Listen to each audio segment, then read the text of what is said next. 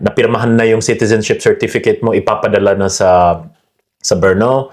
So expect in mga siguro 1 or 2 months, pwede ka na mag-oath taking. Yun. So yun. So yun na lang hinintay ko. So tanong uli ako dun sa contact person, yung sa Kreisky Ursat. Sabi ko natanggap niyo na kasi nakatanggap na ako ng phone call. Wala pa na pero inform kita pag So yun nga, mga kailangan ko nag-oath taking ko 27, mga 4 days before oath taking. Naalala, kasi nag-oath taking ako Friday. Monday, naalala ko papuntang France ako noon from Belgium. Nasa train ako. Tumawag, sabi, dito na, nakarating na yung pwede ka ba mag-oath taking sa Friday? So biglaan, di ba? So sabi ko, okay.